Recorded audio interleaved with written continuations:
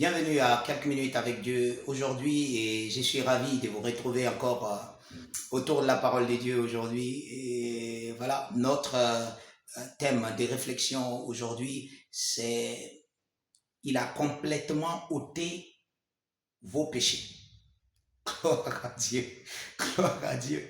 Vous savez, quelquefois, on aime jouer sur la théorie des choses, sinon des discussions religieuses qui n'aident pas vraiment la chrétienté. La chrétienté ou bien la vie chrétienne, c'est une vie de pratique. Vous savez, en vivant la vie chrétienne, vous pouvez dire ce que c'est. En vivant par la parole de Dieu, vous pouvez réellement dire ce que c'est. Il y a des gens qui vivent dans la conscience du péché. La conscience. Ils ont toujours la conscience qu'ils ont un péché dans leur vie. Ils ont toujours péché. Vous savez, la vie chrétienne, c'est une vie en dehors du péché. Est-ce que vous le savez?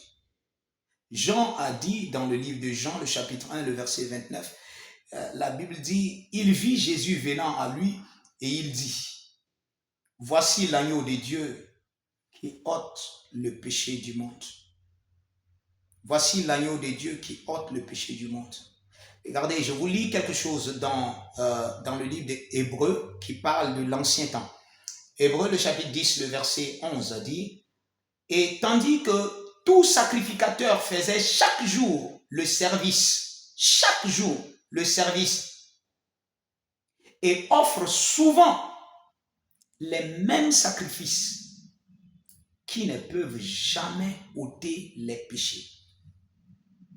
Vous savez, dans l'ancien temps, on faisait des sacrifices et Dieu a demandé que ça soit, c'est continu. On dit chaque jour.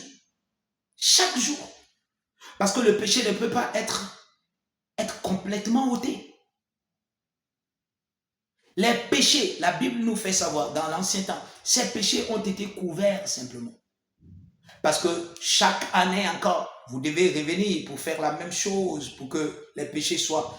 Mais dans le Nouveau Testament, quand le Christ était arrivé, le sacrifice ultime qu'il avait fait, le sacrifice parfait, ce sacrifice a complètement ôté le péché. Et donc, ce qui avait dit, car tous ont péché et sont privés de la gloire de Dieu, cette gloire a été restaurée par le sacrifice de Jésus-Christ. Nous avons, n'est-ce pas, nos péchés ont été abolis, enlevés, disparus, ôtés, gloire à Dieu. Donc maintenant, en tant que chrétien, vous êtes sans péché. Ok, voilà, c'est réparti. Je sais ce que je suis en train de dire, je comprends et je pèse les mots que j'ai dit puisque je sais pertinemment qu'il serait difficile à beaucoup, n'est-ce pas, d'accepter cela. Mais c'est ça l'évangile. Vous n'avez rien fait pour recevoir le salut. Vous n'avez rien fait pour votre péché. Même si vous essayez, vous pensez que vous devez faire quelque chose, Jésus a fait. Son sacrifice est parfait. Il n'y a pas autre chose que vous devez ajouter pour, n'est-ce pas, être pardonné de vos péchés. Non, il l'a fait. Le pardon a été rendu disponible pour n'importe qui accepte simplement ce que Christ a fait. Le sacrifice qu'il a fait était suffisant pour Dieu. Donc, si tu es d'accord avec lui, tu es donc d'accord avec l'œuvre de Dieu. Et si tu es d'accord, ceci est compté aussi pour toi. C'est comme si tu as payé le prix.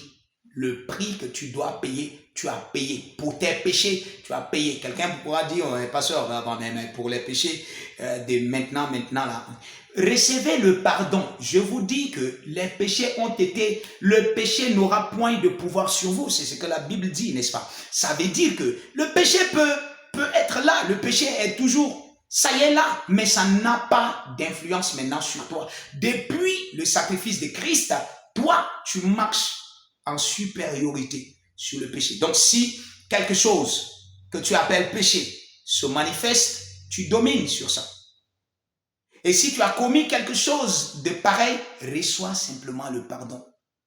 Dis, je reçois le pardon de Christ pour ceci au nom de Jésus-Christ et je monte au-dessus. Je marche en supériorité. Je marche sur le péché. Je marche au-dessus du péché. Il n'a aucun pouvoir sur moi. Et si vous n'êtes pas né de nouveau, vous pouvez recevoir la vie de Christ maintenant. Vous pouvez simplement répéter cette prière avec moi. Dites au Seigneur Dieu, je crois de tout mon cœur en Jésus-Christ, le Fils du Dieu vivant. Je crois qu'il est mort pour moi et Dieu l'a ressuscité des morts. Je confesse de ma bouche qu'il est le Seigneur de ma vie à partir d'aujourd'hui. Je reçois la vie éternelle dans mon cœur au nom de Jésus. Amen. Alléluia. Si vous avez fait cette prière, félicitations à vous. Bienvenue dans la grande famille de Dieu. Commencez par manifester maintenant la vie que vous avez reçue. Oui, vous avez reçu une vie qui est supérieure au péché. N'ayez pas la conscience du péché. Ne voyez pas le péché partout. Non, vous dominez sur le péché. Voyez la gloire de Dieu. Voyez la vie de sainteté, la vie de justice. Vous êtes fait ainsi. Vous avez la nature de Dieu. Dès lors que vous acceptez Christ dans votre vie, vous ne regardez pas trop au péché. En fait, vous ne regardez pas au péché. Regardez à Christ. Regardez à sa vie de gloire. Regardez à la justice qu'il vous a donnée. Marchez dans la victoire continue tous les jours. Et vous allez voir que dans bientôt, vous allez faire l'expérience. Vous-même, vous allez vous arrêter. Mais quels étaient les péchés que je commettais entre le temps où j'avais... C'est parce que vous avez toujours la conscience du péché. C'est pour ça que vous êtes maintenu, dans le péché. Mais quand vous allez avoir la conscience de Christ, la conscience de la justice, la conscience de la vie de victoire, la conscience éternelle, alors vous allez vivre la gloire éternelle. Que Dieu vous bénisse.